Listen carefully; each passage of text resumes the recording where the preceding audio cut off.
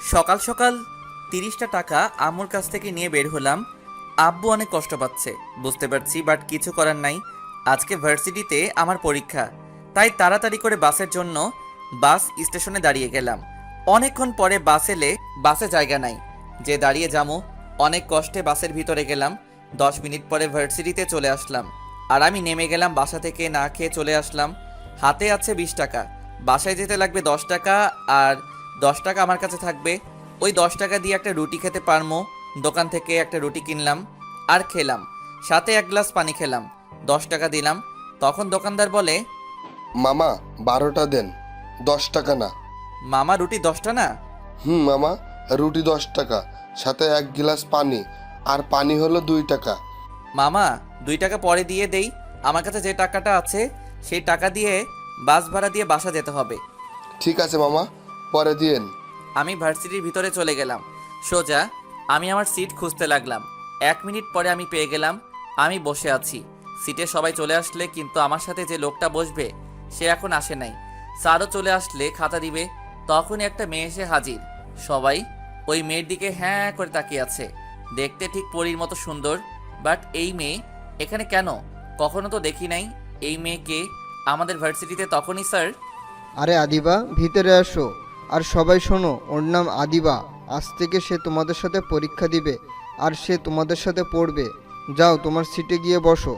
মেয়েটা এসে আমার সাথে বসলে, আমার সাথে বসতেই তার একটু সমস্যা হচ্ছে, তা আমি বুঝতে পারছি। আমার কাপড়গুলো একটু পুরনো টাইপের, তাই আমি মেয়েকে বললাম, হাই, আমি আবির আহমেদ আদি। মেয়েটা ভাব নিয়ে কোনো কথা বলে না। তখন বুঝলাম মেয়েটা বড়লোকের দোলানি, তাই এত ভাব। স্যার খাতা দেওয়া শুরু করলে, সাথে প্রশ্ন। সবাই লিখতে শুরু করলে, আমি আমার মতো করে লিখছি।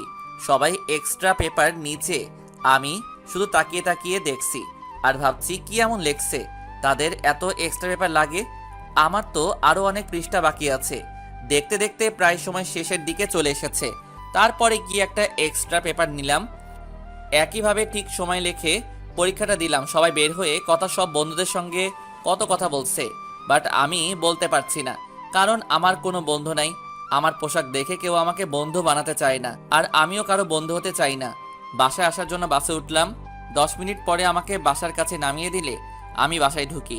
তখন আমার কলিজার টুকরা বোন আমার কাছে এসে হাজির। ভাইয়া, ভাইয়া, আমার চকলেট কই? সরি কলিজা, আনতে মনে নাই, কালকে আনবো কেমন? আমার কাছে টাকাও শেষ হয়ে গেছিল, যার কারণে চকলেট আনতে পারি নাই। আমি প্রতিদিন ভার্সিটি থেকে আসার সময় চকলেট নিয়ে আসি। আর হ্যাঁ, আমার ছোট বোনের নাম মারিয়া। আচ্ছা। ওই পাগলি, রাগ করিস কেন? বললাম তো সত্যি মনে নাই। তখন আম্মু বলে, আদি, ফ্রেশ হয়ে খেতে আয়। আমি ভাত বাড়ছি, মারিয়া এখানে আয়। আচ্ছা আম্মু, বলে উপরে চলে গেলাম। গিয়ে ফ্রেশ হয়ে নিচে এসে দেখি আব্বু টেবিলে বসে আছে।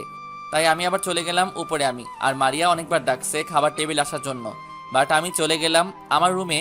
কিছুক্ষণ পরে আম্মু আর মারিয়া খাবার নিয়ে আমার রুমে আসলে, তখন আম্মু বলে, আর কত কষ্ট দিবি তোর বুড়ো বাপটাকে? সে অনেক কষ্ট পাইছে। তো আমি কি করব সে কষ্ট পেলে? তুই কি করবি মানে? তোর বাপের সাথে আজ থেকে 4 বছর ধরে কথা বলিস না। একটু কথা বললে কি হয়? সে না হয় একটা ভুল করেছে, তাই বলে তুই আর তার একমাত্র ছেলে হয়ে তার সাথে কথা বলিস না, তার দেওয়া কোনো গাড়ি বা পোশাক নিচ্ছিস না, সবসময় পুরান পোশাক পরে ভার্সিটিতে যাস, তারও আবার লোকাল বস দিয়ে তোর বাপের অনেক কষ্ট পায়।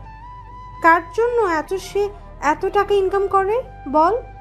আমি কি তাকে বলছি যে আমার টাকা লাগবে বা আমার জন্য টাকা ইনকাম করতে? আমি কোনো কিছু বলি নাই।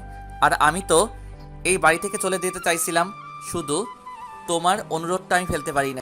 আম্মু কি সব বলে আগের কথা? ভাইয়াকে আগে খাবার দাও তো। আম্মু আমাকে খাবার দিলে আমি চুপচাপ করে খাবার খেয়ে বাসা থেকে বের হলাম। মাঠে গেলাম খেলতে। অনেকদিন পরে খেলতে গেলাম।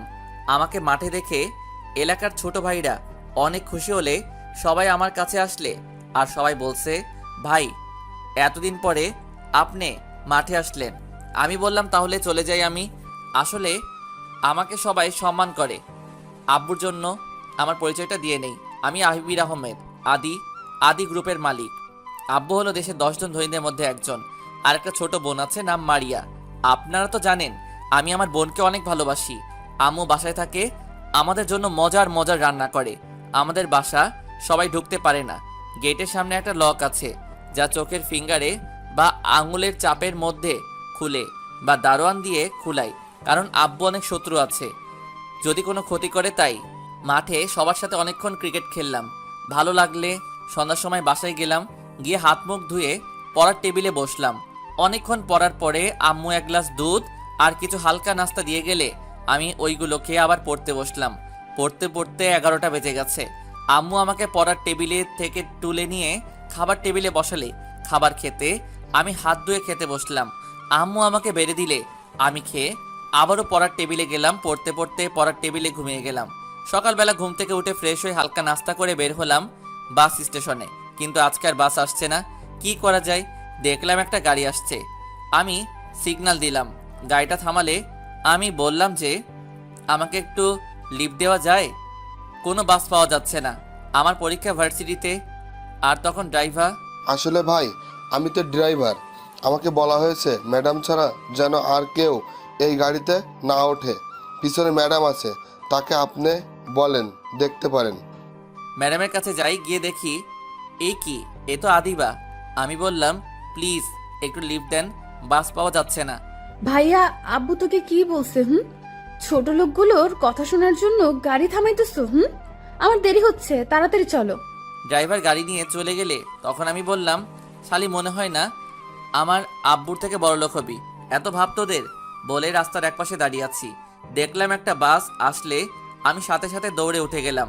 10 মিনিট পরে ভার্সিটির সামনে নামলাম।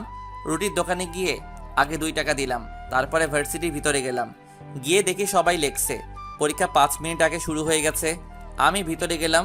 স্যার বলে, তুমি আসতে এত দেরি করলে কেন? আদিবার দিকে একটু আর চোখে তাকালাম আর বললাম, বাস সময় মতো পাই নাই। ও, কাল থেকে একটু আগে বের হবা, তাহলে বাস পাবে। আমি বললাম জি স্যার বলে লিখতে থাকলাম। শুধু ফারুক স্যার আমার সাথে সুন্দর করে কথা বলে, আর বাকি সব স্যারের একটা চিন্তা করে আমি কি করে এই ভার্সিটিতে ভর্তি হলাম। যাই হোক, আগে পরীক্ষা দিতে হবে। আর কথা না বাড়াই, আমার হাতে সময় আছে 2 ঘন্টা। আমি প্রশ্নটা দেখলাম, সবগুলো কমন। আমি লিখতে থাকলাম। অনেকক্ষণ লেখার পরে হঠাৎ মনে হলো কেউ আমাকে কলম দিয়ে খোঁচা দিছে। দেখলাম আদিবা। হাই, আমি আদিবা। আমি কিছু না বলে চুপচাপ করে লিখতে থাকলাম। আবারও খোঁচা দিলে কলম নিয়ে বললাম, কি সমস্যা? 7 নং প্রশ্নের উত্তরটা দেখান। আমি কিছু বলতে চামো, তার আগে আদিবা থামিয়ে দিল। আমি দেখছি আপনি 7 নং প্রশ্নটা দিছেন। ভাব নিয়ে বললাম, সরি, দেখানোর সময় নাই এখন, এমনিতে 10 মিনিট লেট আমার। তাও আপনি চাইলে আমাকে একটু হেল্প করতে পারতেন, তা আপনি করেন নাই। এখন আমিও পারবো না বলে আমি আমার মতো করে লিখতে থাকলাম। আর আদিবা গাল ফুলিয়ে বসে আছে। নির্ধারিত সময় পরীক্ষা শেষ হলে আমি পরীক্ষার হল থেকে বের হলাম। দেখলাম আদিবার আগে গাল ফুলিয়ে আগুন হয়ে গেছে। আমি পরীক্ষার হল থেকে বের হতে হতে আদিবা আমাকে ডাকে। আমি তার কাছে গেলাম। আদিবা বলে, তুই আমার সাথে এমন করলি কেন? আমি কি করছি আপনার সাথে? আমাকে একটু দেখালে কি হতো তোর? আপনাকে দেখালে তখন আমার খাতাটা নিয়ে নিত স্যার, তখন কি হতো? আর আমার 10 মিনিট লেট হয়েছে আসতে। তো কি হয়েছে? কি হয়েছে মানে? ধ্যাত, আমি চলে আসলাম। আবার ডাকলো আদিবা। ওই ফকিনের বাচ্চা, তোকে যেতে বলছি। আমি রাগকে কন্ট্রোল করতে পারি নাই, গিয়ে সাথে সাথে কয়েকটা বসিয়ে দিলাম গালে। ওই ফকিনের বাচ্চা, তোর সাহস কত তুই আমাকে থাপ্পড় মারলি? আবারও 2টা বসিয়ে দিলাম। চুপ, একেবারে চুপ। আরেকবার বললে তোর খবর আছে। ফকিনীর বাচ্চাকে কেন? তুই, তোর পোশাক দেখলে বোঝা যায় তুই কেমন ফ্যামিলির ছেলে। পোশাক দিয়ে কাউকে বিচার করতে নাই, কার মধ্যে কি আছে কেউ বলতে পারে না। তুই আমাকে মারার সাহস কোথায় পেলি? এখনই আমি প্রিন্সিপাল স্যারের কাছে বিচার দেব তোর নামে। দেখ তোর কি হাল করি আমি। প্রিন্সিপাল আমার আব্বুর বন্ধু। মেয়েদের একটা স্বভাব, কোনো কিছু না পারলে আরেকজনের ক্ষমতা দেখায়, পারলে নিজের যোগ্যতা কিছু করে দেখা। ওকে ওকে, আমি আমার যোগ্যতা দিয়ে আমার প্রতিশোধ নিমু, যা। আমি চলে আসলাম ভার্সিটি থেকে।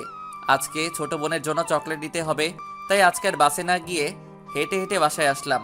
ছোট বোনের চকলেট নিয়ে আমি বাসায় এসে কলিং বেল দিতেই ছোট বোন এসে দরজাটা খুলে দিলে আমি মারিয়ার হাতে একটি চকলেট দিয়ে আমার রুমে গেলাম। গিয়ে ফ্রেশ হয়ে নিচে আসলাম। আম্মু আমার জন্য খাবার বেড়ে রাখছে, আমরা একসাথে খাবার খেলাম। বাট মারিয়া মন খারাপ। আমি বললাম, কি রে, তোর মন খারাপ কেন? ভাইয়া, কাল থেকে তুই আমাকে সাথে করে নিয়ে আসবি স্কুল থেকে। আচ্ছা, তা না হয় করবো, কিন্তু সমস্যাটা কি সেটা বলবি তো? ভাইয়া স্কুলের সামনে কিছু পকেটের ছেলে আছে, আমাকে বাজে বাজে কথা বলে।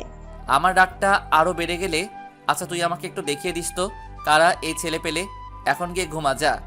আমি রুমে চলে আসলাম, রাগে মাথা গরম হয়ে আছে। আমি মারিয়া স্কুলে এক ফ্রেন্ডের ভাইকে কল দিলাম, দিয়ে বললাম যে তার ছোট ভাই তামিমকে যেন ফোনটা দেয়। সে তার ভাইকে ফোনটা দেয়। আমি জানতে চাইছি ছেলেগুলো কে। তারপরে সে বলে, আমি সাথে সাথে পিস্তল নিয়ে বের হলাম বাসা থেকে। আমার লাইসেন্স করা পিস্তল আছে, আব্বু আমার জন্য সুরক্ষার জন্য এইটা আমাকে দিছে। আমি সোজা চলে গেলাম স্কুলের সামনে গিয়ে দেখি ওরা সবাই বসে আছে। দেখে সাথে সাথে 2-3টা বুলেট ছাড়লাম। সবগুলো ভয় চুপ করে দাঁড়িয়ে গেলে একটা লম্বা চুলওয়ালা সে চিল্লাচিল্লি করতে শুরু করে। আমি তার পায়ে গুলি করি, সাথে সাথে সে নিচে পড়ে গেলে সবাই বলছে আমি কেন গুলি করছি। আমি কোনো কথা না বলে সবগুলোকে ইচ্ছে মতো মারলাম। এক একটার অবস্থা অনেক খারাপ, তারপরেও একই কথা বলছে তাদেরকে কেন মারছি, বাট কেউ ভয়ে জোরে জোরে কথা বলে না। আমি বললাম, শালা বাচ্চু, তোরা আমার বোনকে খারাপ নজরে দেখোস আর উল্টোপাল্টা কথা বলিস, আজকে তোদের মাস্তানি করা একেবারে বের করব। বলে ওদের হাতে আর মুখে ইচ্ছে মতো মারছি। তখনই পুলিশ আসলে, এই ছেলে, তুমি পিস্তল কই পেলে আর সবাইকে এইভাবে মারছো কেন? সবগুলো ছেলে বলে, স্যার আমাদেরকে বাঁচান, এই ছেলে আমাদেরকে মেরে ফেলবে স্যার। ওদেরকে মেরে ফেলবো বলে আর 2-1টা লাথি মারলাম। রাগ আমার কমছে না। ওই ছেলে, ঠান্ডা হও আর বলো কি হয়েছে। আর পিস্তলটা আমাকে দাও, তোমার পরিচয় বলো, না হলে তোমার বিরুদ্ধে মাস্তানি করার কারণে মামলা হবে। আমি আবির আহমেদ আদি। বাবার নাম বললাম, তাতে পুলিশ বুঝতে পারছে। আর বললাম, ওরা আজকে আমার বোনকে ইফটিজিং করছে। শুধু আমার বোনকে না, আরও অনেকের বোনের সাথে করে। আমার আব্বুকে কল দেয় আর আমার সম্পর্কে বলে, তারপরে আরও অনেক কথা বলে রেখে দেয়। তারপরে পুলিশ বলে, এইগুলো বেঁচে থেকে লাভ নাই, শালাদেরকে রাস্তার মধ্যে মেরে ফেলা দরকার। বলে 2-1টা লাথি দিলে আর আমাকে বলে, আজকে পর থেকে এখানে আর ইফটিজিং হবে না, এখানে 2 করে পুলিশ থাকবে সব সময়। আর তুমি তোমার পিস্তলটা নিয়ে বাসায় যাও আর স্যারকে কিছু বলবেন না। ভাই, যদি স্যারকে বলেন তাহলে আমার চাকরি নাও থাকতে পারে। আব্বুকে কিছু বলবো না, বাট নেক্সট টাইম যদি কোনো মেয়ে ইফটিজিংয়ের শিকার হয় তাহলে তার পরিণতি অনেক খারাপ হবে। বলে চলে আসলাম বাসায়। সোজা রুমে চলে গেলাম, ঘুমানোর চেষ্টা করলাম। কিছুক্ষণ পরে আব্বু বাসায় আসলে এসে আম্মুর সাথে চিল্লাচিল্লি শুরু করলে। কিছুক্ষণ পরে আম্মু আসলো আমার রুমে। আদি নিচে আয়, তোর আব্বু কথা বলবে তোর সাথে। নিচে গেলাম, সাথে সাথে আব্বু আমাকে 2টা চড় মারে। আমি চুপ করে দাঁড়িয়ে আছি। মাস্তান হয়েছে না, আমাকে তো খুনি বাবা বলবে যখন আমি রাস্তা দিয়ে বের হব। কেন মারামারি করছিস? খুনি বাবা বলে কষ্ট হবে যদি। রাস্তা লোকেরাই বলে, ওই যে যাচ্ছে ধর্ষিতার বাবা যাচ্ছে দেখ, তখন কি ভালো লাগবে? যাদেরকে আমি মারছি তারা 2 ঘন্টা আগে মারিয়ার সাথে নোংরা নোংরা কথা বলছে, আরও অনেক ভাষার কথা বলছে। আর যখন মারিয়া তার ভাইকে বলে তাকে কিছু ছেলে নোংরা কথা বলে, তাকে সেভ করার জন্য তখন কোনো ভাইয়ের মাথা ঠিক থাকবে? আমি তাদেরকে মেরে ফেলতে চাইছিলাম, পুলিশ বাঁচিয়ে দিচ্ছে। আব্বু চুপ হয়ে গেছে আর সবাই বসে পড়লে মারিয়াকে বলল, মারিয়া, আদি যা বলছে তা কি সত্যি? জি আব্বু। আমি চলে আসলাম রুমে, মাথাটা ঠান্ডা ঠান্ডা লাগছে। ফোনটা বের করে ফেসবুকে ঢুকলাম, বাট ছদ্মনাম আইডি যাতে কেউ আমাকে খুঁজে না পায়। মাঝে মাঝে ফেসবুক চালাই, ভালো লাগে তাই। চোখে হালকা ঘুম আসলে তাই ফোনটা রেখে ঘুমিয়ে গেলাম। সন্ধ্যার সময় ঘুম থেকে উঠে ফ্রেশ হয়ে হালকা নাস্তা করে পড়তে বসলাম। অনেকক্ষণ পড়ার পরে আম্মু ডাকলে খাবার খেতে আমি নিচে গেলাম। দেখলাম আব্বু আছে। আমি আবার উপরে চলে আসতে যাব, তখন আম্মু বলে, আদি, তোর আব্বু কি জানি বলবে আজকে, তাই তোকে ডাকছে আজকে। তাই আর কিছু না বলে চেয়ার টেনে মারিয়ার পাশে বসলাম। আম্মু খাবার বেড়ে দিলে সবাই খাচ্ছে। হঠাৎ করে আব্বু বলে, আমি মারিয়ার দিকে তাকালাম, দেখলাম মারিয়া রাজি না। তাই আমি বললাম যে এখন মারিয়ার বিয়ে দেওয়ার দরকার নাই, মারিয়া আগে এসএসসি পরীক্ষা দিবে, তারপরে ভাবা যাবে। তার আগে মারিয়ার বিয়ের কথা যেন না ওঠে। আমার সোজা কথা। রাতে খাবার খেয়ে রুমে এসে শুয়ে পড়লাম। পড়তে ভালো লাগছে না, ঘুমের দেশে হারিয়ে গেলাম। আর একটা মধুর স্বপ্ন দেখলাম। হঠাৎ করে কেউ এসে আমাকে ডাকতে থাকে আর স্বপ্নের 12টা বাজিয়ে দিলে দেখলাম মারিয়া। আমি বললাম, কি সমস্যা? ভার্সিটিতে যাবি না তুই? যাব, মাত্র শুইলাম, এর মধ্যে তুই চিল্লাচিল্লি লাগিয়ে দিলে। কি গাঁজা খেয়ে ঘুমাস নাকি? এখন বাজে 9টা, সময় আছে আর 1 ঘন্টা তোর হাতে। কি করবি দেখ। কি তুই? আরে আগে ডাকবি না আমাকে? বলে এক দৌড়ে বাথরুমে চলে গেলাম। তাড়াতাড়ি করে ফ্রেশ হয়ে এসে দেখি মারিয়া রুমের সবগুলো বাজ করছে। আমি তাড়াতাড়ি করে শার্ট প্যান্ট পরলাম আর রুম থেকে বের হলাম। নিচে এসে হালকা কিছু খেয়ে আমার কাছ থেকে 30 টাকা নিয়ে বের হলাম। বাসা থেকে বাস স্টেশনে গিয়ে দাঁড়ালাম। বাস চলে আসলে আমি বাসটা ভিতরে গেলাম, গিয়ে দেখি সিট খালি আছে। আমি সিটে বসলাম। 10 মিনিট পরে চলে আসলাম ভার্সিটিতে। যখন আমি ভার্সিটিতে ঢুকবো তখনই একটা লোক বলে, এই ছেলে দাঁড়াও, তুই আজকে পরীক্ষা দিতে পারবি না। দেখলাম লোকটা পিছে কিছু লোক আছে, দেখে বোঝা যাচ্ছে মাস্তান হবে। আমি বললাম, কেন, কি করছি আমি? তুই কিছু করিস নাই, বাট তুই ভার্সিটিতে যেতে পারবি না, পরীক্ষা দেওয়া লাগবে না তো তুই বরং বাসায় চলে যা। না বড় ভাই, আমি পরীক্ষা দেব। আপনারা যদি এমন করেন তাহলে আমি পুলিশ ডাকবো। আমাকে পুলিশের ভয় দেখাস না? এই নে, পুলিশকে ফোন দে তুই। আমার হাতে ফোনটা দেয়। আমি লোকটা ফোনটার হাতে নেই, দেখলাম আদিবাকে হাসতে হাসতে ভার্সিটির ভিতরে চলে গেলে তার মানে আদিবা এই লোকগুলোকে পাঠিয়েছে। আমি ওদের ফোনটা হাতে দিয়ে আমার ফোনটা দিয়ে কল দিলাম ডিআইজিকে, আর সব খুলে বলি যে আমাকে ভার্সিটিতে কিছু লোক ঢুকতে দেয় না। তখন ডিআইজি আঙ্কেল বলে, ওই থানা পুলিশ পাঠিয়ে দিচ্ছি, আমি তোমার কোনো সমস্যা হবে না। ডিআইজি হলো আমার বাবার বন্ধু।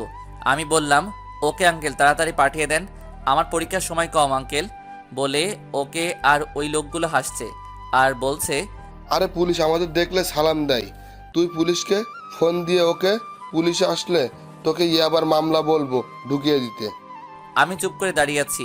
7 মিনিটের ভিতর পুলিশ চলে আসলে এসে আমাকে বলে, তুমি আবির আহমেদ আদি? জি। আর ওরা আমাকে ভার্সিটিতে ঢুকতে দিচ্ছে না। তখন পিছন থেকে একটা লোক পুলিশকে বলছে, আরে স্যার, আপনি কেন এসেছেন? আর যখন এসেছেন তখন একে ধরে নিয়ে যান আর একটা মামলা দিয়ে 5 বছরের জন্য জেলে পাঠিয়ে দেন। সাথে সাথে পুলিশ ওই লোকটাকে একটা থাপ্পড় মেরে সবগুলোকে গাড়িতে তোলে। তখন একজন বলছে, ওসি, তুই জানিস না তুই কাকে নিচ্ছিস? আর এই ছেলে, আমি 1 ঘন্টার মধ্যে আবারও আসবো, আমার পাওয়ারের সম্পর্কে ধারণা নাই। তোর নিজেরও ধারণা নাই তোরা আজকে কত বড় ভুল করছিস। তুই 1 ঘন্টা না, 1 বছরেও মনে হয় না বের হতে পারবি। আমাদেরকে সরাসরি ডিআইজি পাঠিয়েছে। আর ওই ছেলে ও কোনো সাধারণ ছেলে মনে হয় না, ওদেরও অনেক পাওয়ার আছে। মনে হয় তোরা এখন হারে হারে টের পাবি জেল কি জিনিস। স্যার, আসার সময় কিছু ফকির আর একটা ফকিরনির সাথে দেখা। ফকিরগুলোকে আমি নিজের দায়িত্বে তাদের ঠিক জায়গায় পাঠিয়ে দিয়ে এসেছি, বাট ফকিরনিকে পারলাম না। তার স্বভাবটা ছিল ডাস্টবিনের ময়লা খাওয়া। একটু আর চোখে তাকালাম আদিবার দিকে, দেখলাম রাগে রুচির মতো ফুলছে। সময় হয়েছে, সবাই সোজা হও। বলে খাতা আর প্রশ্ন দিয়ে দিল। সবাই প্রশ্ন পেয়ে খুশি, সবাই লেখছে, আমিও লেখছি। দেখলাম আদিবা গাল ফুলিয়ে বসে আছে আর উকি মারছে আমার খাতার দিকে। আমি দেখেও না দেখার ভান করে লেখছি। আদিবা কিছুক্ষণ এদিক ওদিক করে সে নিজে লেখা শুরু করছে। তাকিয়ে তাকিয়ে দেখতে থাকলাম আদিবার দিকে। এত সুন্দর নিষ্পাপ একটা মেয়ের এত বেশি অহংকার দেখলে কেমন কেমন লাগে। যাই হোক, আবারও লেখা শুরু করলাম। সময়ের আগে পরীক্ষা শেষ করে ফেললাম, কিন্তু আদিবা পারে নাই। আদিবা মন খারাপ করে আছে। কি আর করার, পরীক্ষা সবগুলোর উত্তর দিতে পারে নাই। আর আদিবার জন্য ভার্সিটির অনেকেই পাগল। আদিবা দেখতে যেমন, তার চেহারাটাও ঠিক তেমন, একটা মায়া মায়া ভাব আছে। আমি পরীক্ষা দিয়ে পরীক্ষার রুম থেকে চলে আসলাম। মাঠে এক কোণায় দাঁড়িয়ে আছি আর আদিবা দাঁড়িয়ে আছে অনেকগুলো ফ্রেন্ডের সাথে, কারণ আদিবার মতো ওরাও বড় লোক। আর আমি নর্মাল পোশাক পরি বলে আমার বন্ধু নাই, আর আমি কাউকে বন্ধু বানাতেও চাই না। আমার বন্ধু একজনই ছিল, আকাশ। আকাশ হলো আমার একমাত্র বন্ধু, যাকে আব্বু অনেক অপমান করে আর আমার জীবন থেকে হারিয়ে যায়। সেই কারণে আমি বাসা থেকে চলে যেতে চাইছিলাম, পারি নাই আম্মু আর মারিয়ার জন্য। কিন্তু আব্বুর সাথে সেই দিন থেকে কথা বলা বন্ধ করে দিছি। হঠাৎ করে আদিবা আমার সামনে, কি রে ছোট লোকের বাচ্চা, তোকে আজকে কেমন মার দিল আমার লোকেরা? আর পরীক্ষার হলে আসলি কি করে তুই? মার না সেই লেভেলের মায়ের, বাট আমার উপর না, ওদের উপর হচ্ছে। এখন কি ফকির নিমার্কা মাস্তান আনিস যা আমার কাছে চুলের মতো ফু দিলে উড়ে যায়। তুই ছোট লোক বলে তোর কোনো ফ্রেন্ড হয় না। দেখ আমার কত ফ্রেন্ড। তুই ঠিক বলছিস, বাট আমার তো মনে হয় তুই আমার থেকেও ছোট লোক। বলে চলে আসলাম। আদিবা অনেকবার ডাকছে এই বলে যে ছোট লোককে আমি রাস্তায় চলে আসলাম আর বাস পেয়ে গেলাম। বাস দিয়ে চলে আসলাম বাসায়। এসে কলিং বেল দিতেই সাথে সাথে দরজা খুলে দিলে মারিয়া। আমি উপরে চলে গেলাম, গিয়ে ফ্রেশ হয়ে নিচে আসলাম। খাবার খেতে গিয়ে দেখি ওমা আমার পছন্দের খাবার রান্না করছে, বিরিয়ানি। তাড়াতাড়ি করে বিরিয়ানি প্লেটে নিলাম। তারপরে মারিয়া আম্মু নিলে সবাই 1 প্লেট খেতে খেতে আমি 2 প্লেট মেরে দিলাম। তখন মারিয়া বলে, হাম্মু, এই ছেলে তো রাক্ষস, আমরা 1 প্লেট খেতে পারছি না আর এই ছেলে তো 2 প্লেট খেয়ে ফেলাইছে। চুপ কর, আমার ছেলেটা না খেতে খেতে চিকন হয়ে গেছে আর 2 প্লেট কেন? আদি বাবা, তুই আরও 2 প্লেট খা বাবা। না আম্মু, আমি আর খাবো না। তোমার ডাইনি মেয়েটা খাবার না পেয়ে তো স্বামীর মায়েরকে চিকন হবে, রাক্ষসী একটা। আমার খাওয়া দেখতে পারে না। আম্মু, তোমার মেয়েকে বাসা থেকে বিদায় করবা কবে? না না, এত তাড়াতাড়ি আমি বিদায় হব না। আগে তুই বিয়ে করবি, তোর বউয়ের সাথে ঝগড়া করব, তারপরে আমি এই বাড়ি থেকে বিদায় হব। আমি কি পাগল নাকি? তোর মতো ডাইনিকে বাসায় রেখে আমি বিয়ে করব? না না, আমি এত পাগল না রাক্ষসী। ওই থাম, তোরা কি শুরু করছিস? কি ঝগড়া শুরু করছি নাকি? তোমার মেয়ে তো শুরু করছে, বাট তাকে বলে বন্ধ করতে। ওকে, বন্ধ করব, একটা শর্ত আছে। কি শত আবার? তার মানে তুই ইচ্ছা করে ঝগড়াটা শুরু করছ, তাই না? কি সত্তর? আমাকে আজকে বিকেলে নিয়ে বের হতে হবে। আজকে ঘুরতে ইচ্ছে করে অনেক, তাহলে ঝগড়া থামবে, না হয় আজকে সারাদিন চলবে। আদি যা, কবে থেকে মারিয়া বের হয় না? আর বিরিয়ানি কিন্তু মারিয়া রান্না করছে তোর জন্য।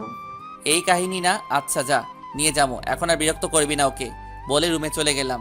গিয়ে একটা ঘুম দিলাম, হালকা চোখটা লাগছে। তখনই মারিয়া এসে ডাকাডাকি শুরু করলে। ওই ফেয়া, ওঠ, ঘুরতে যাবি না? যাবো। কয়টা বাজে? 3টা বাজে। এই মেয়ে মাথাটা গেছে, ঘুরতে কি কেউ এই রোদের মধ্যে যায়? যাই, আমরা তো কাছে কোথাও যাচ্ছি না, আমরা দিয়াবাড়িতে যাবো। ওই জায়গায় যেতে অনেক সময় লাগবে না, আবার আসতে হবে না? কি? আব্বু জানলে কি করবে জানিস? কুত্তা, তোকে এই জন্য আমি বিরিয়ানি রান্না করে খাওয়াইছি। আমার বিরিয়ানি ফেরত দে, যাবো না তোর সাথে কোথাও। বিরিয়ানি কিভাবে দিমো? তুই এক কাজ কর, আমি বিরিয়ানি খেয়ে আসার পরে বাথরুমে চলে গেছি, তুই গিয়ে দেখ বাথরুমে পাস কিনা। রাগ তুললে কিন্তু পানি দিয়ে দিব তোর পুরো শরীরে। আমি বললাম ওকে, উঠছি, বাট তুই গিয়ে রেডি হ। বললে আমি বাথরুমে গেলাম, গিয়ে ফ্রেশ হয়ে নিচে আসলাম। আম্মুর থেকে কিছু টাকা নিয়ে নিলাম। দেখলাম মারিয়া চলে আসলে রেডি হয়। আম্মু থেকে বিদায় নিয়ে একটা সিএনজি নিয়ে চলে গেলাম দিয়াবাড়িতে। বাসা থেকে গাড়ি নিয়ে আসি নাই, কারণ আব্বু কোনো কিছু আমি চাই না। আসলে জায়গাটা অনেক সুন্দর। মারিয়াকে নিয়ে হাঁটছি, হঠাৎ মারিয়া বলে, ভাইয়া, ওই যে ফুচকার দোকান, আমি ফুচকা খামো, চল ভাইয়া। মারিয়াকে নিয়ে আমি চলে গেলাম ফুচকার দোকানে। মারিয়া একটা ফুচকার অর্ডার দিলে আমি ফুচকা খাই না। মারিয়া জানে মারিয়া খাচ্ছে, মাঝে মাঝে আমাকেও একটা করে খাওয়াই দিচ্ছে। আসলে ভাই বোনের ভালোবাসাটা অন্যরকম হয়। সারাটা বিকাল মারিয়াকে নিয়ে হেঁটে হেঁটে আমার পায়ে ব্যথা করছে। আমি মারিয়াকে বললাম চল বাসায় যাই, বলে মারিয়াকে নিয়ে বাসায় চলে আসলাম। এসে দেখি আব্বু সোফায় বসে আছে। আমাদেরকে দেখে আব্বু বলতে লাগলো, আমার এতগুলো গাড়ি কার জন্য কিনেছি? বেড়াতে গেলে বাসা থেকে একটা গাড়ি নিয়ে যেতে পারলে না? কাদের জন্য আমি টাকা কামাই করি? আপনাকে কেউ বলে নাই যে আমাদের টাকা লাগবে, আপনার টাকা আপনার কাছে রাখেন, বলে রুমে চলে আসলাম। আর আব্বু চিল্লাচিল্লি শুরু করে দিলে আমি ফ্রেশ হয়ে পড়ার টেবিলে বসলাম। আমি সোজা পড়ার টেবিলে চলে আসলাম। আব্বু চিল্লাচিল্লি করতে শুরু করলে আমি চুপচাপ করে বসে আছি। হঠাৎ রুমে আম্মু আসলে, এসে বলে, কি দরকার ছিল এত দেরি করে আসার? এখন তোর আব্বু চিল্লাচিল্লি করছে। আমি আম্মুকে বললাম এখন আমি পড়বো, তুমি যাও, বলে আম্মুকে পাঠিয়ে দিলাম। আর আমি পড়তে শুরু করলাম। কালকে পরীক্ষা হিসাব বিজ্ঞান, তাই ভালো করে পড়তে হবে, লিখতেও হবে।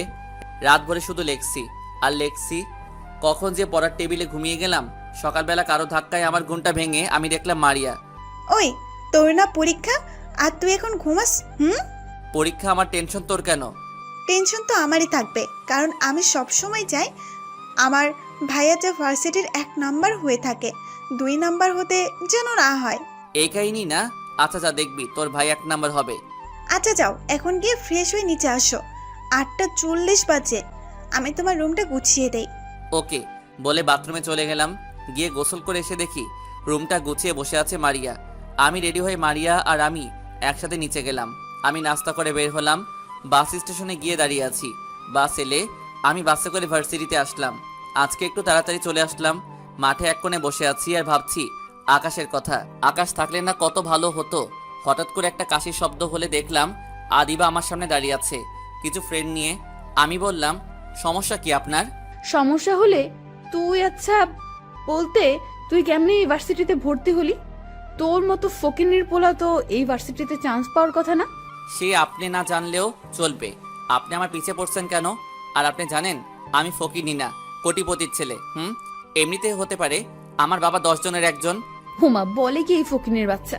মানুষ রাতে স্বপ্ন দেখে, আর এই ফকিনের বাচ্চা তো দিনের বেলা স্বপ্ন দেখে রে।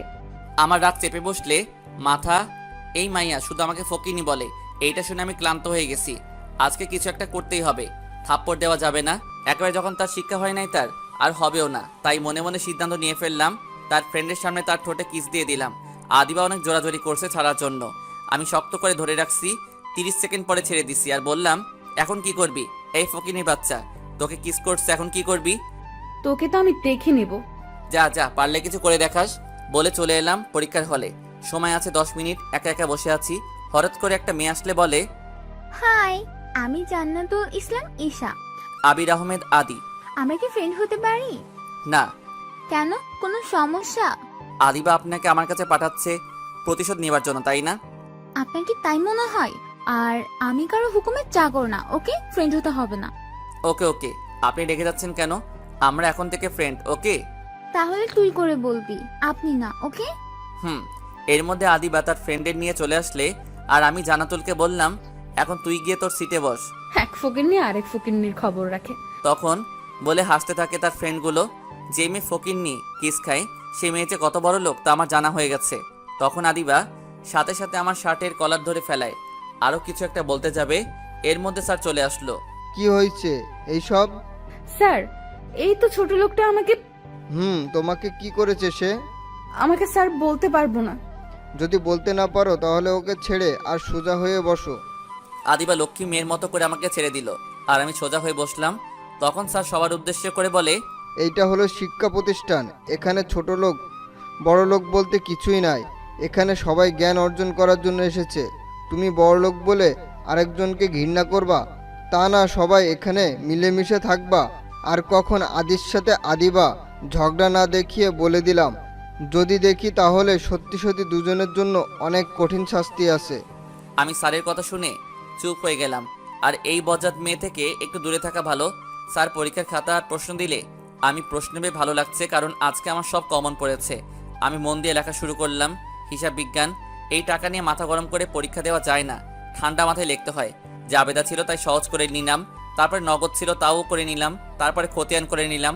বাট খতিয়ান করতে গিয়ে অনেক সমস্যায় পড়তে হয়েছে আমার। পিছে ছিল জান্নাতুল, তাকে বললাম সব কিছু কি ঠিকভাবে দিছে কি না। জান্নাতুল বলে খতিয়ান সমস্যা। আমি জান্নাতুলকে খতিয়ানটা করার জন্য সাহায্য করলাম।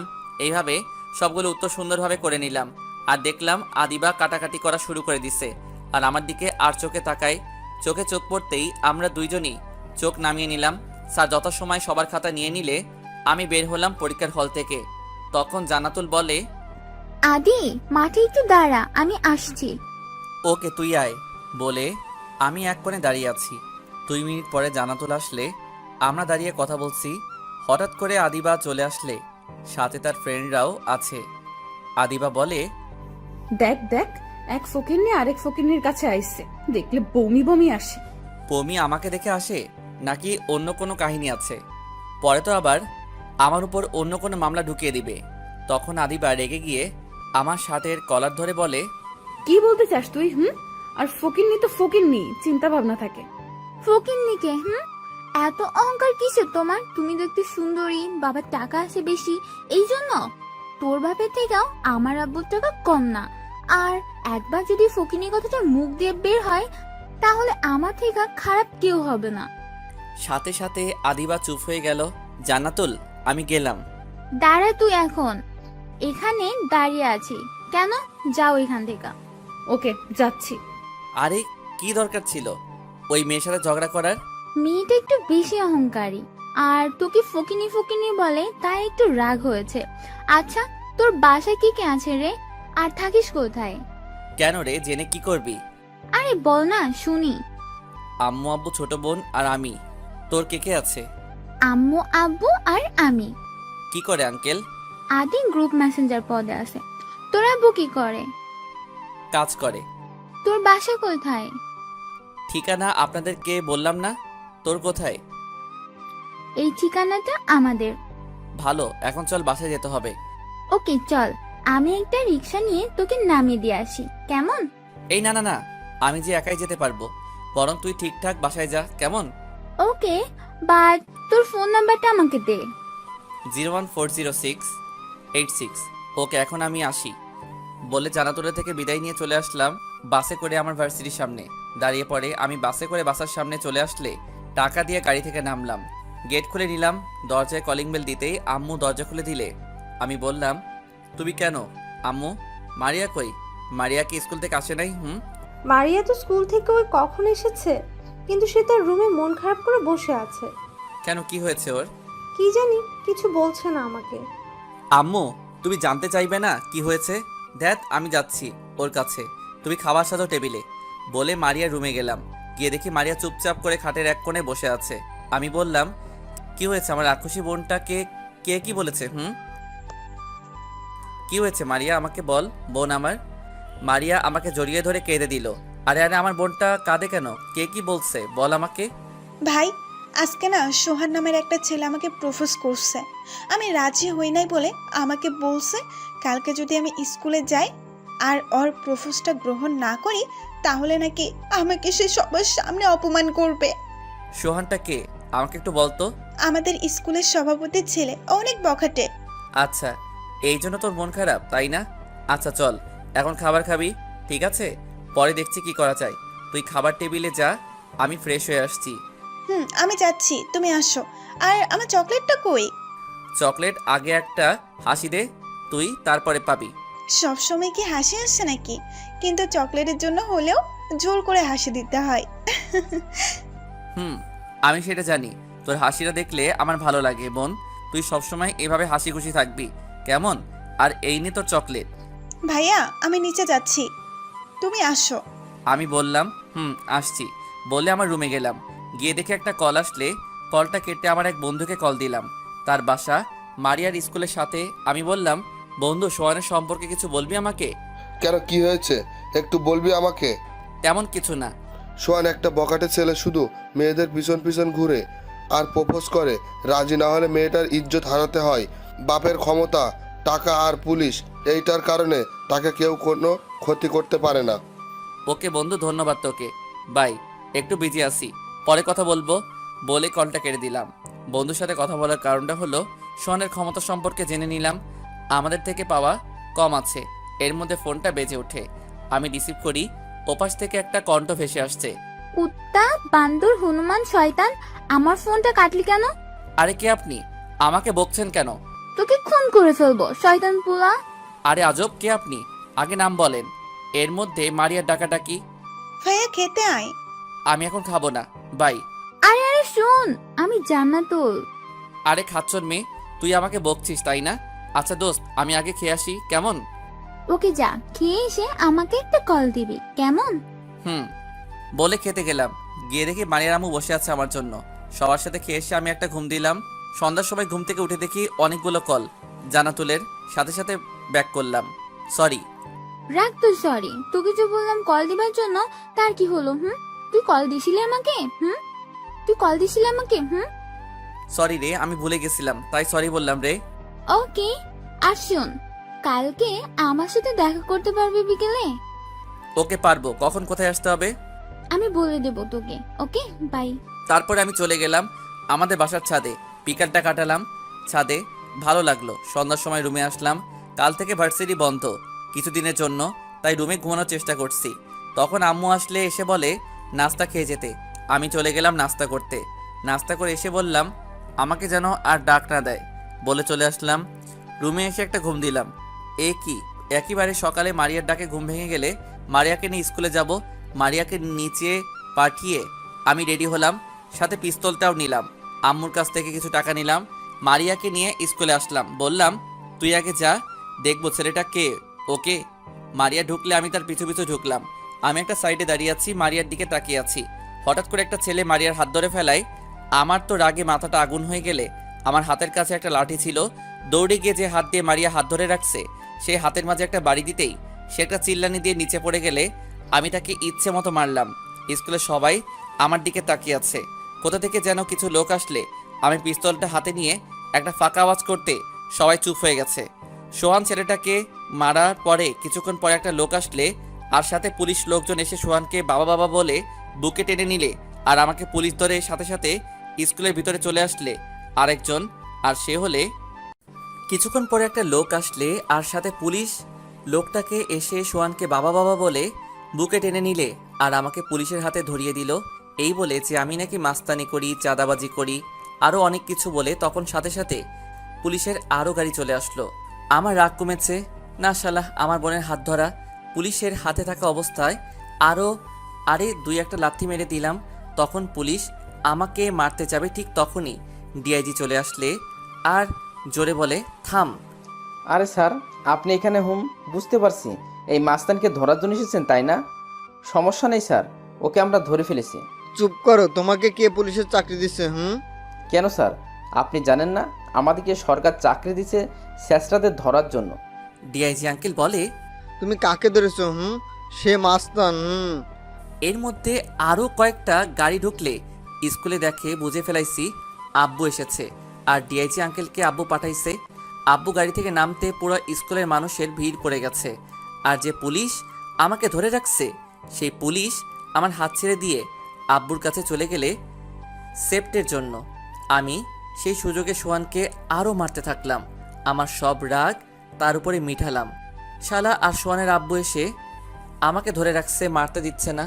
আর আবার সেই পুলিশ এসে আমার হাত ধরতে যাবে, তখনই ডিআইজি আঙ্কেল এসে পুলিশ অফিসারকে দুইটা চড় মারে। স্যার, আমাকে মারলেন কেন? মাস্তানটাকে ধরবো না? ধরবেই তো, চাকরি থাকলে তো তুমি ধরবে, তাই না? ভালো লোক হয় মাস্তান আর মাস্তান হয় ভালো লোক। শুধু টাকা থাকলে, তাই না? এতক্ষণ যাকে স্টেপ করার জন্য ওই জায়গায় গিয়েছিলাম তার ছেলে হলো এই আদি চৌধুরী, আর সেই এই মাস্তান। না, মার খাওয়া লোকটা হয় ভালো লোক, সে সবসময় মেয়েদেরকে ইপটিজিং করে।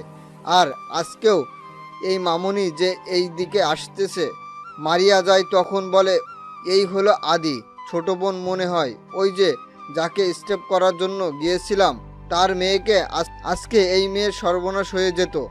কোনো ভাইয়ের সামনে তার ছোট বোন কলিজার টুকরা হাত ধরে টানাটানি করবে আর তার বড় ভাই তা দেখবে আর চুপচাপ থাকবে, তা ভাবলে কি করে হয়?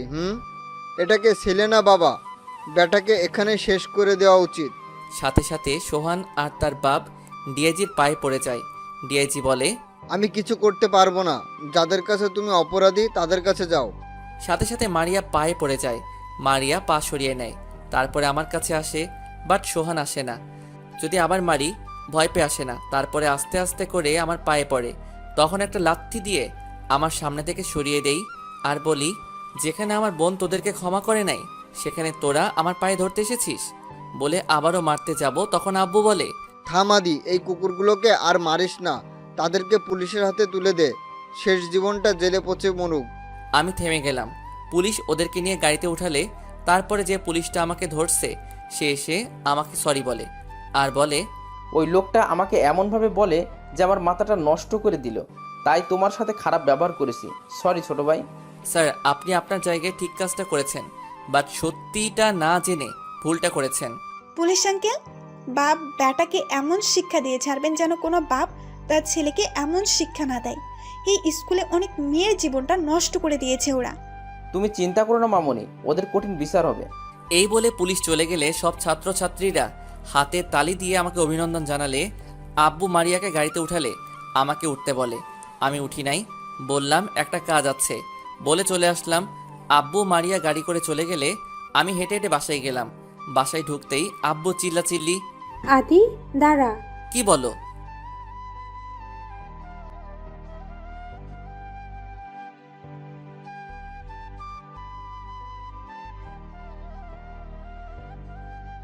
বোনের জন্য মারামারি করবো না তো কার জন্য করবো? সে আমার বোন, আমাকে তো সব বলবে। আমার বোনকে কেউ কাঁদাবে তা আমি মেনে নিতে পারবো না। আর তোমাদেরকে বললেই বা কি হতো? পুলিশ পাঠিয়ে তাকে ধরে নিতে, আবার সাথে সাথে ছেড়েও দিত। বাট আমি তাদেরকে হাতে কলমে শিখিয়ে তারপরে শ্বশুরবাড়ি পাঠিয়েছি। আমি যদি ওই সময় ডিআইজিকে না পাঠাতাম তাহলে যে কি হতো আল্লাহ ভালো জানে। কি আর হতো ভাইয়া, ওদেরকে গুলি করে দিত, তাই না ভাইয়া? চুপ, একেবারে চুপ। শয়তানি বুদ্ধি ছাড়া আর কোনো বুদ্ধি আসে না মাথায়। যা রুমে যা। আমি চলে আসলাম রুমে, এসে মাথাটা ঠান্ডা করার জন্য শুয়ে পড়লাম। খাটে আস্তে আস্তে করে ঘুমের দেশে হারিয়ে গেলাম। হঠাৎ করে ঘুমটা ভেঙে গেলে আসলে আমি একটা স্বপ্ন দেখলাম। একটা মেয়েকে, বাট তার চুলের জন্য তার মুখ দেখা যাচ্ছে না, কারণ তার এলোমেলো চুল বাতাসে উঠছে। তখনই তার মুখখানি দেখতে যাব, তখনই ঘুমটা ভেঙে গেলে আফসোস নিয়ে বাথরুমে গেলাম। এসে দেখি জান্নাতুল কল দিছে।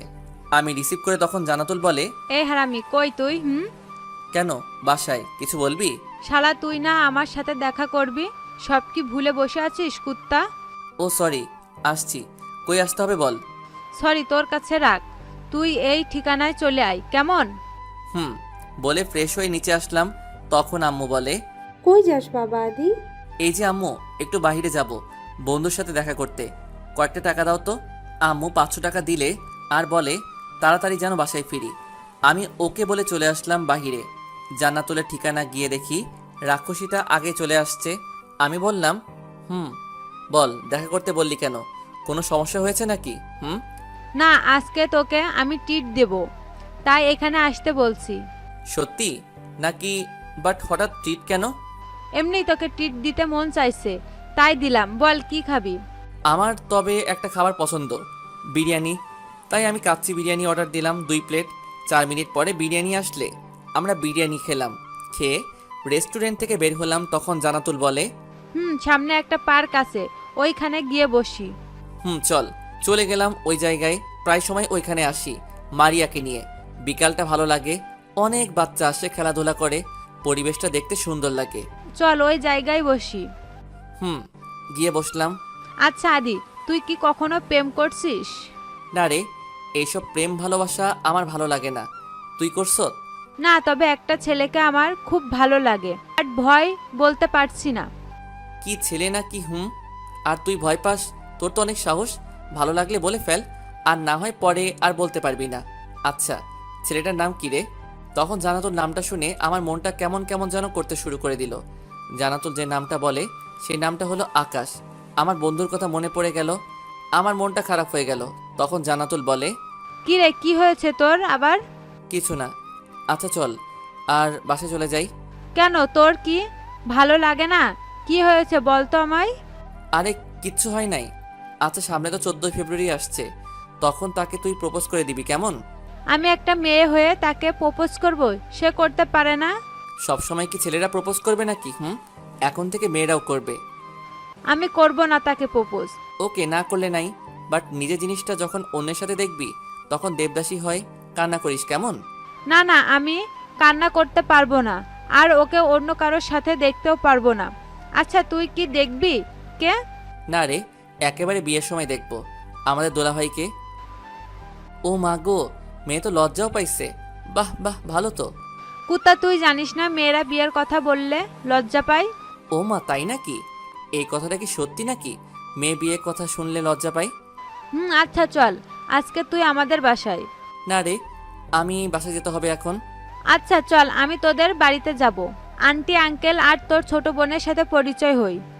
দেখ, তুই হলি বড় লোকের একমাত্র মেয়ে, আমার মতো সামান্য একটা ছেলের বাসা যাবি, তা মানায় না রে। কুত্তা, বন্ধুদের মধ্যে কখনো বড় লোক আর ছোট লোক হয় না রে। চল এখন আমি তোদের বাসায় যাব। তুই পাগল নাকি? তোকে আমার সাথে বাসায় নিলে আব্বু আম্মু আমাকে কতগুলো প্রশ্ন করবে, আমি বাবা এতগুলো উত্তর দিতে পারবো না। তোকে অন্য এক সময় নিয়ে যাব কেমন? আমি ইচ্ছা করে নিচে যাই নাই, আমি চাই না কেউ আমার পরিচয়টা জানুক। ওকে, বাট আমাকে নিয়ে যাবি কিন্তু। ওকে, আচ্ছা যা, নিয়ে যাব একদিন। এখন আমাকে যেতে হবে, সন্ধ্যা হয়ে আসছে। ঠিক বলছে, চল তোকে দিয়ে আসি আমি। না, আমি যেতে পারবো। তুই ওই যে রিক্সাটা থেমে আছে ওইটা দিয়ে চলে যা, আমি একটা বাসে করে চলে যাচ্ছি কেমন? আচ্ছা, তুই আমার সাথে রিক্সায় গেলে কি এমন হবে? কিছু হবে না, বাট আমি কোনো মেয়ের সাথে রিক্সায় উঠতে পারবো না রে, কেউ দেখলে আমার সমস্যা হবে। এই রিক্সা মামা যাবে এই ঠিকানা জায়গায়? মামা যাব, তবে ভাড়া 10 টাকা বেশি দিতে হবে। ভাড়া 60 টাকা, আমাকে 70 টাকা দিতে হবে। ওকে মামা, সমস্যা নাই, চলেন। ওকে, আল্লাহ হাফেজ। বাসায় গিয়ে আমাকে কল দিস কেমন? বলে চলে আসলাম। রাস্তায় দেখলাম একটা ঝালমুড়ির দোকান, দেখে আমি চলে গেলাম ঝালমুড়ি খেতে। আমি বললাম, মামা ঝাল কম দিয়ে ঘুরি বেশি দিয়ে ভালো করে একটা বানিয়ে দেন। 1 মিনিট পরে আমাকে বানিয়ে দিলে আমি টাকা দিয়ে খেতে খেতে রাস্তা দিয়ে চলে আসলাম। দেখলাম একটা বাস থামিয়ে রাখছে, আমি দৌড়ে গিয়ে বাসটাকে ধরলাম, সাথে সাথে উঠে গেলাম। বাস চলে আসলে আমাদের বাসার কাছে আমি নেমে গেলাম, আর বাসায় চলে আসলাম। কলিং বেল দিতে মারিয়া বলে, ভাইয়া তোকে কতগুলো কল দিলাম, তুই ধরিসনি কেন? আমি ফোনটা বের করে দেখি মারিয়ার 7টা কল। আমি বললাম, দেখো ফোনটা সাইলেন্ট ছিল, কেন কল দিছিস? ভাইয়া ফুচকা খাবো, ঝালমুড়ি খাবো, চল না ভাইয়া। কি? এখন সন্ধ্যা হয়েছে, আব্বু বাসায়, আমাকে বকা শোনাবি নাকি? আপু জানবে না, আমরা লুকিয়ে লুকিয়ে যাব। আরে মাথা মোটা, তোর কি মনে হয় আব্বু বোকা? যখন তোকে বাড়িতে কোনো জায়গা বা রুমে না দেখবে তখন কি হবে বুঝতে পারছিস? বোকা মেয়ে, যা রুমে যা। খাবো ফুচকা ঝালমুড়ি। বলে চলে গেলে আমি বাসা থেকে আবার বের হলাম, আর রাস্তার পাশে দেখলাম ফুচকা আর ঝালমুড়ি বিক্রি করছে। ওইখান থেকে প্রসেস করে নিয়ে আসলাম বাসায়। কলিং বেল দিতেই আম্মু দরজা খুলে দিল। কই ছিলে এতক্ষণ? আর হাতে কি এটা? তোমার মেয়ে কই? ঘুম পড়ছে আর গাল ফুলে আছে, কি জানি। আচ্ছা থাক, আমি আসছি। মারিয়া গাল ফুলে আছে, তার কারণ আমার হাতে প্যাকেটগুলো দেখবা। কিছুক্ষণ পরে সব কিছু ঠিক হয়ে যাবে। কি যে করিস দুই ভাই বোন, আল্লাহ ভালো জানে। আমি আর কিছু না বলে উপরে চলে গেলাম। গিয়ে দেখি মারিয়া চুপ করে বসে আছে বই খুলে। আমি পেছন থেকে বেউ দিতেই মারিয়া ও ভাইয়া বলে উঠল। আমি সাথে সাথে মারিয়াকে বুকে জড়িয়ে নিলাম আর বললাম, ভয় পাস না, আমি আছি তোর সাথে। কুত্তা, আমাকে ভয় দেখাস কেন? যাও আমার রুম থেকে। ওকে, চলে যাচ্ছি, বাট ফুচকা আর ঝালমুড়িগুলো ময়লা ঝুড়িতে ফেলাই দিয়ে আসি। কি? এই দাঁড়া দাঁড়া, কই যাস? বস আগে। না, চলে যাই, তুই তো বললি। ও, বলছিলাম না তোকে চলে যেতে? আচ্ছা কাজ কর, তুই এগুলো রেখে চলে যা। বলে হাত থেকে প্যাকেটটা রেখে বের করে দিল। আমি চলে আসলাম রুমে। এসে ফোনটা বের করে দেখি জান্নাতুল কল দিচ্ছে। আমি রিসিভ করি আর বলি, পরে কথা বলবো, এখন ফ্রেশ হচ্ছি। বলে কলটা কেটে দিলাম। তারপরে ফ্রেশ হলাম। আম্মু এসে ডেকে গেলে নিচে আসতেই আমি নিচে গিয়ে দেখি আম্মু নাস্তা নিয়ে বসে আছে। আমি গিয়ে একটা চেয়ারে বসলাম, আরও নাস্তা করে রুমে চলে আসলাম আর বললাম, রাতে আমি খাবো না। বলে রুমে চলে আসলাম। মাথা ব্যথা করছে তাই শুয়ে পড়লাম আর আস্তে আস্তে ঘুমিয়ে গেলাম। সকালে কারো ডাকে আমার ঘুমটা ভেঙে যায়। চোখ খুলে দেখি মারিয়া। ভাইয়া ওঠ না। কি কি হয়েছে বল? শপিং করব, তোকে যেতে হবে। আব্বু আমাকে একা ছাড়বে না। তো আমি কি করব? আমি যেতে পারবো না, তুই যা এখান থেকে। ওকে। বলে চলে গেলে কিছুক্ষণ পরে আমার মুখে এক জগ পানি ঢেলে দিলে আমি চিল্লানো দিয়ে উঠে গেলাম। আমি রাগের মাথায় মারিয়াকে মারতে গেলাম। যখন থাপ্পড় দেব তখনই মারিয়া ভয় পেয়ে কেঁদে দেয়। আরে আরে, তোকে কি কিছু করছি আমি? দেখ, তুই কাঁদবি না, বলে দিলাম। আচ্ছা যা, তুই রেডি হ, তোকে নিয়ে শপিং করতে যাব, যা। সত্যি বলছো তো? যা, রেডি হ। মারিয়া খুশি হয়ে চলে গেলে রেডি হতে আসি। আমি বাথরুমে চলে গেলাম। গোসল করে রেডি হয়ে নিচে গিয়ে দেখি মারিয়া রেডি। শপিং বলে কথা, তাই আমার আগে এসে হাজির। হালকা নাস্তা করে নিলাম আর মারিয়াকে বললাম, টাকা নিছত? মারিয়া বলে কার্ড দিচ্ছে। এখন আম্মুকে বিদায় দিলাম। একটা সিএনজি নিয়ে মার্কেটে চলে আসলাম। মারিয়ার সাথে শপিং কমপ্লেক্সে ঢুকলাম। 1 ঘন্টা ধরে ঘুরছে, বাট কোনো কিছু কিনে নাই মারিয়া নাকি কোনো কিছু ভালোই লাগে না। আমি বললাম, দেখো মারিয়া, আমার আর ভালো লাগে না। তুই যদি এভাবে ঘুরতে থাকিস আমি তোরে রেখে চলে যাব কিন্তু। রাগ হচ্ছে মারিয়া। কি করব, পছন্দ হচ্ছে না তো। তাহলে আম্মুর সাথে শপিং করতে আসবি। এখন চল বাসায়। এই না না না, সত্যি এবার কিনবো। বলে একটা দোকানে গেলাম। দেখতে দেখতে মারিয়া একটা ড্রেস পছন্দ হয়েছে। ওই ড্রেসটা মারিয়া কিনে ফেলে। আমি বললাম, যাক বাবা, তাহলে তুই শেষ পর্যন্ত কিনলি। এখন চল মারিয়া। না, এখন তুইও কিছু কিনবি, তারপর যাব। চল প্যান্টের দোকানে। আমি বললাম না, আমার আছে, এখন চল। বলে মারিয়াকে জোর করে নিয়ে আসলাম বাহিরে। মারিয়া তো সেইভাবে রেগে আছে। আমি চুপচাপ দাঁড়িয়ে আছি। মারিয়া রাগ করে আছে আমি কেন কিছু কিনলাম না। তাই আমি একটা সিএনজি ডাকতে গেলাম। ঠিক তখনই কি হলো মনে নাই। মারিয়া একটা চিল্লানি দিলে আর আমি নিচে শুয়ে পড়লাম। দেখলাম একটা গাড়ি ওপাশে এসে আমাকে ধাক্কা মারে, যার কারণে আমার হাতে সমস্যা হয়। আমি নিচে পড়ে গেলে আমার হাতে ব্যথা পাই। গাড়ির নাম্বারটা মনে রেখে দিছি। মারিয়া দৌড়ে আমার কাছে আসে। সাথে সাথে মানুষের ভিড়টা জমে যায় আর আমাকে একটা গাড়ি করে হাসপাতালে নিয়ে যায়। মারিয়া আব্বুকে কল দিয়ে বলে, ভাইয়া গাড়ির সাথে ধাক্কা খেয়ে এখন হাসপাতাল আছে। সাথে সাথে আব্বু আম্মুকে নিয়ে চলে আসে হাসপাতালে। রুমে আসার আগে থেকে আম্মু কান্না শুরু করে দিলে আম্মু রুমে ঢুকে আমাকে জড়িয়ে ধরে কান্না শুরু করে দিলে আর বলে, বাবা তুই ঠিক আছিস কি না? ঠিক আছি। আব্বু ডিআইজিকে কল দিয়ে বলে, আমার ছেলেকে কারা যেন মারার চেষ্টা করেছে, তোমরা কি করো?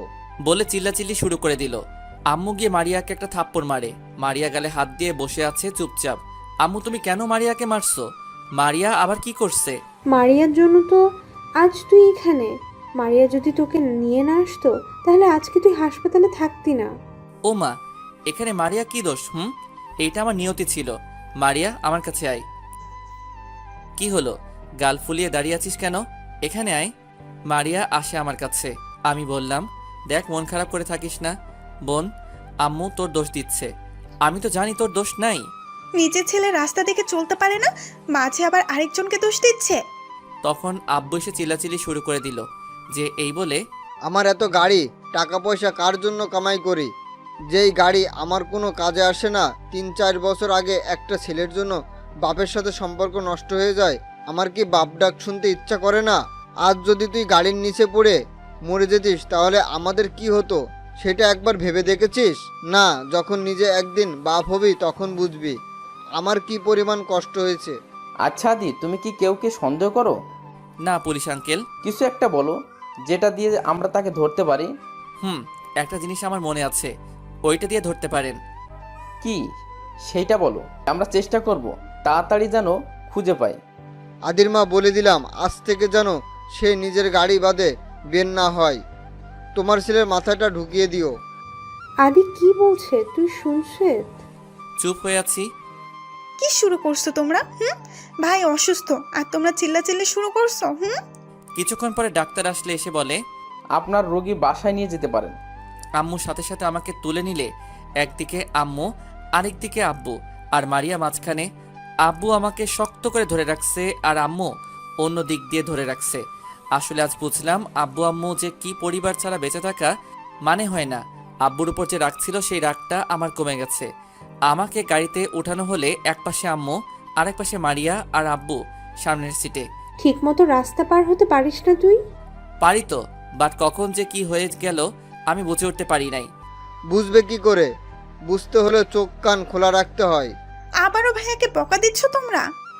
চুপ থাক, বেশি কথা বলিস কেন তুই? কিছুক্ষণ পরে আমি বাসায় চলে আসলাম। আমাকে আমার রুমে দিয়ে আসলে আমি শুয়ে পড়লাম। হঠাৎ করে মনে পড়লো আমার ফোনের কথা। আমি সাথে সাথে মারিয়াকে ডাকলাম আর বললাম আমার ফোন। মারিয়া বলে, আমি জানি না, কই তোমার ফোন? কি তুই ফোনটা রাখবি না? এত কিছু খেয়াল ছিল না। যা তুই আমার সামনে থেকে যা এখন। রাগের কি আছে, নতুন একটা ফোন কিনে নিলে তাহলেই তো হয়। আমি চুপ করে আছি। মারিয়া কিছুক্ষণ পর ফোনটা আমার হাতে দেয়। ফোনটা পেয়ে আমার মুখে একটা হাসি ফোটে। কি আছে এই ফোনে যা তোমার হাসি ফুটালো? তুই বুঝবি না বলে মারিয়াকে রুম থেকে বের করলাম। তখনই জান্নাতুলের কল। কি রে, কি খবর তোর? আলহামদুলিল্লাহ ভালো, তোর কি খবর? আলহামদুলিল্লাহ ভালো আছি। দেখা করতে পারবি আজ? না রে, এখন আর দেখা করা সম্ভব না। আচ্ছা পরে কথা বলি, আম্মু এসেছে বলে কলটা কেটে দিলাম। কি করিস? শুয়ে আছি। দেখলাম আব্বু আম্মু পিছে খাবার নিয়ে দাঁড়িয়ে আছে। আমি আমাকে শুয়ে থেকে তুলে দিলে আব্বু নিজের হাতে আমাকে খাবার খাওয়াই দিল। আসলে আব্বু আম্মু যে কি তা এখন বুঝতে পারছি। খাওয়া দাওয়া শেষ করে আমাকে শুয়াই দিল। এইভাবে কেটে গেল অনেক দিন। বাট জান্নাতুলের সাথে আর দেখা করি নাই, শুধু ফোনে কথা বলছি। দেখতে দেখতে ভার্সিটিও খুলে গেল, আমিও সুস্থ হয়ে উঠি। অনেক দিন পরে ভার্সিটিতে যাব। আম্মু অনেকবার বলেছে যে গাড়ি নিয়ে যাবার জন্য, বাট আমি যাই নাই, সেই বাসে যাই। আমি বাসে করে ভার্সিটিতে গেলাম। দেখলাম আদিবা তার বন্ধুদেরকে নিয়ে দাঁড়িয়ে আছে, আমাকে দেখে মজা নিচ্ছে। আমি তাদের সামনে দিয়ে যাচ্ছি, দেখলাম জান্নাতুল ওই কোনায় দাঁড়িয়ে আছে। যে ওদের সামনে দিয়ে যাব ঠিক তখনই আদিবা আমাকে ল্যাং মেরে ফেলাই দিল। একটি গাড়ির উপর আমার কপালটা ফুলে গেছে। আদিবা আর তার বন্ধুরা মজা নিয়ে বলে আমি নাকি হাঁটতে পারি না, তাই নাকি আমি পড়ে গেছি। তখন জান্নাতুল, ওই তোরা তো তাকে ল্যাং মেরে ফেলাইছিস, আমি তো দেখলাম। জান্নাতুল আমার কপালটা দেখে সাথে সাথে আমার কাছে এসে বলে, আদি চল, তোর কপালটাই বরফ দিতে হবে। চল বলে গাড়ি কালারের দিকে নজর গেছে, সাথে গাড়ির নাম্বারের দিকেও গেল। সাথে সাথে রাগটা বেড়ে গেল। আমি বললাম, জান্নাতুল আমি যাব না, তুই একটু দূরে যা। কেন আবার কি হয়েছে তোর? দেখে তো মনে হচ্ছে রেগে আছিস এই গাড়িটার সাথে। আরে গাড়ি দেখে লাভ নাই, এমন গাড়িতে উঠে কখনো পারবি না তুই। জান্নাতুল ওই যে লাঠিটা আমাকে একটু এনে দে প্লিজ। ওকে এনে দিচ্ছি, বাট কি করবি? বলতে বলতে জান্নাতুল আমাকে এনে দিলে লাঠিটা আমি হাতে নিয়ে প্রথম বাড়িটা সামনের গ্লাসে মারলাম। সাথে সাথে আদিবা লাফ দিয়ে উঠলে, এই তুই কি পাগল হয়ে গেছস নাকি? ওই ফকিন্নির পোলা, তোকে বেচলেও এই গাড়ির এক চাকাও কিনতে পারবি না। কে শুনে কার কথা? আমি ইচ্ছে মতো গাড়ির কাজ ভাঙছি। জান্নাতুল আমাকে বাধা দিচ্ছে, বাট আমি কারো কথা শুনছি না। কেউ আমার কাছে আসেও না ভয়ে। আদিবা তার আব্বুকে কল দিয়ে সব বলে, আর আমি এই দিক দিয়ে সব কমপ্লিট করে ফেলাইছি। তখন জান্নাতুল বলে, আদি তুই বাসায় চলে যা, আদিবা তার বাবাকে কল দিছে। আমি শিওর আদিবার বাবা পুলিশ নিয়ে আসবে। প্লিজ আদি চলে যা তুই। আরে পুলিশ আসলে আসবে, বাট আমি কোথাও যাব না। আমাকে যদি ধরে নিয়ে যায় যাক, তুই এত টেনশন করিস কেন? করবো না টেনশন। তোর কোনো আইডিয়া আছে গাড়ির দাম কত হবে? 50 লাখ হবে। আমাকে পুলিশ ধরে নিয়ে যাবে তো যাক, দেখি কোন পুলিশ আমাকে ধরে। বলে জানাতুলের হাত ধরে আদিবার সামনে দিয়ে চলে আসলাম। আর বেচারি বসে বসে কান্না করছে। জানাতুল শুধু চিন্তা করে যাচ্ছে। আমার গাড়ি ভাঙা দেখে সবাই অবাক। কিছুক্ষণ পরে ভার্সিটিতে পুলিশের গাড়ির সাথে একটা ভদ্রলোক ও আদিবা দৌড়ে গিয়ে ভদ্রলোককে আমাকে দেখিয়ে দিল। লোকটা আমার কাছে এসে আমার গালে 2টা চড় মেরে বলে, তুমি জানো এই গাড়িটা আমার মেয়ের খুব পছন্দ গাড়ি ছিল, কিছুদিন আগে শোরুম থেকে কিনে দিলাম, আর তুই সেই গাড়িটা নষ্ট করে দিলি। বলে আমার কলারটা ধরে নিয়ে গেছে পুলিশের কাছে। কিরে তুই মাস্তানি শুরু করছো? আজ বুঝতে পারবে মাস্তানির ফল কি হয়। স্যার, আদির কোনো দোষ নাই। আদিবা তো আদিকে ল্যাং মেরে ফেলায়, আর আদির কপালটা ফুলে যায়, তাই রাগের বসে সে এইটা করে বসে। ওই মেয়ে, যাও এখান থেকে যাও। বলে জানাতুল করে পাঠিয়ে দিলে আর আমাকে বলে, তোর বাড়ির নাম্বারটা দে, কল দেই। বাড়ির নাম্বার দিয়ে কি হবে বলেন? আমি যা করছি তা ঠিক কাজটাই করছি অফিসার। চুপ কর। সাথে ভদ্রলোকটা বলল, কি এমন করেছে ছোট লোকটা? আমার মেয়ের শখের জিনিসটা নষ্ট করে দিছিস, তাকে নিয়ে চলেন। কি হলো, দে নাম্বার। আমি কিছু না বলে আমার ফোনটা বের করে ডিআইজি আঙ্কেলকে কল দিয়ে পুলিশ অফিসারের কাছে দিলাম। তখন পুলিশ অফিসার, ওই তুই কে রে? তাড়াতাড়ি করে গাড়ির জরিমানা নিয়ে ভার্সিটিতে চলে আয়, আর না হয় তোদের সবাইকে ধরে নিয়ে এমন মামলা দিব আর কখনো বের হতে পারবি না। ওই তুমি কে? আমি ডিআইজি বলছি। তুমি কোন থানার পুলিশ অফিসার? পুলিশের হাত থেকে ফোনটা পড়ে যাচ্ছে। মাটিতে পড়ার আগে ফোনটা আমি ধরে নিলাম। আর আমি ডিআইজি স্যারের সাথে কথা বলছি। ডিআইজি বলে, কি নাম অফিসারের? আমি নামটা দেখতে যাব, তখনই দেখি হাত দিয়ে নামটা আড়াল করে ফেলায় আর বলে চোখে ইশারায় সরি। আমি ডিআইজি আঙ্কেলের সাথে কথা বলে ফোনটা রাখলাম। আমি যে থানায় মামলা করছি ওই থানায় ওসিকে ফোন দিয়ে বলি ভার্সিটিতে আসার জন্য। কিছুক্ষণ পরে চলে আসে 2 ওসি। একটু দূরে গিয়ে কথা বলে কথা শেষ করে চলে আসলে, এই গাড়িটা আপনার মেয়ে চালায় তাই না? ডিআইজি ওসি সাহেব। কয় তারিখে কিনে দিছেন? 7 তারিখে। সাথে সাথে পুলিশ আমাকে ছেড়ে দিয়ে আদিবা ধরে ফেলে। তা দেখে তো সবাই অবাক। ভদ্রলোক বলে, এই কি হচ্ছে? মামলা করলাম, আমি আপনাকে আনছি আমি মাস্তানকে ধরার জন্য, বাট আপনি আমার মেয়েকে ধরেছেন, মানে কি? আপনার মাথা ঠিক আছে তো? আপনার মেয়ের নামে মামলা হয়েছে 7 দিন আগে, মারার মামলা। এই ছেলেটাকে মারার চেষ্টা করেছিল, এই ছেলের জন্য বেঁচে যায়, বাট তার হাতের সমস্যা হয়, তাই ছেলেটা রাগে বসে গাড়িটার গ্লাস ভেঙে। এখন আমরা আপনার মেয়েকে ধরে নিয়ে যাব যতক্ষণ না মামলা তুলছে। ভদ্রলোক তার মেয়েকে জিজ্ঞেস করে যে পুলিশ যা বলছে তা কি ঠিক কিনা। আদিবা আমতা আমতা করতে শুরু করে। তাতে ভদ্রলোক বোঝে যায়, আমার কাছে এসে বলে, বাবা তুমি আমার ছেলের মতোই, ওই সময় তোমার গায়ে হাত তুলেছিলাম, সরি বাবা, আমাকে ক্ষমা করো, না বুঝে তোমাকে একটা থাপ্পড় দিলাম। আরে আঙ্কেল, ক্ষমা চাইতে হবে না, আপনি তো বলছেন যে আমি আপনার ছেলের মতো। তখন লোকটা বলে, আমার মেয়েটাকে আমি মানুষ বানাতে পারি নাই বাবা, মামলাটা তুলে ফেলাও, যদি টাকা লাগে তাহলে আমি আপনাকে টাকা দেব। তখন একটা ওসি এসে বলে, ওই যে মিস্টার, আপনি কাকে টাকা গরম দেখাচ্ছেন? জানেন কে উনি, কার ছেলে?